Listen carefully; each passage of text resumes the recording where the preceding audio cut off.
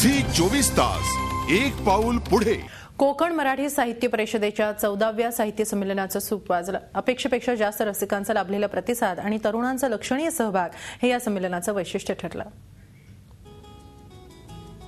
दापोली इथं कोकण मराठी साहित्य परिषदेचं 14वं साहित्य संमेलन रसिकांच्या प्रचंड उत्साहात संपन्न झालं।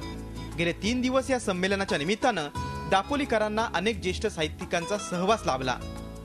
कोणत्याही साहित्य संमेलनाचं मोजमाप करता येत नाही, मात्र कोकणातील लहान शहरात संमेलन होत असताना सर्वांचा मिळालेला प्रतिसाद आणि सहभाग हीच फलश्रुती आहे, असं संमेलनाचे अध्यक्ष ज्येष्ठ कवी अशोक नायगावकर यांनी स्पष्ट केलं।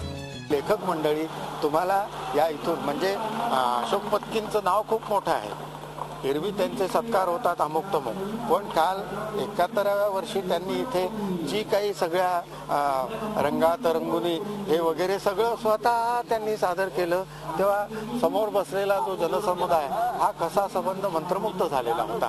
ही त्या साहित्य संमेलनाची फलश्रुती असते।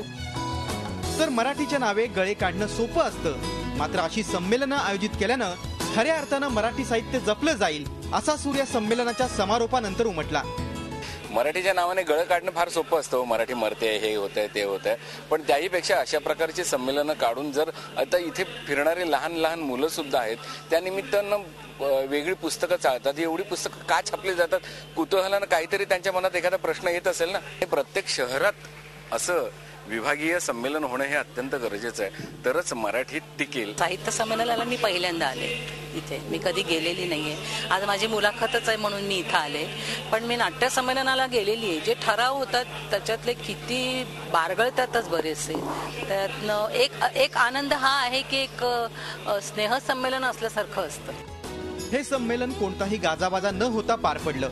आता वेध लागलेत ते चिपळूण येथे जानेवारीत होणाऱ्या अखिल भारतीय मराठी साहित्य संमेलनाचे। आतापासून राजकीय वादात सापडलेल्या या संमेलनाचं काय होणार याची उत्सुकता लागून राहिली आहे। झी 24 ताससाठी संदेश सावंत, रत्नागिरी।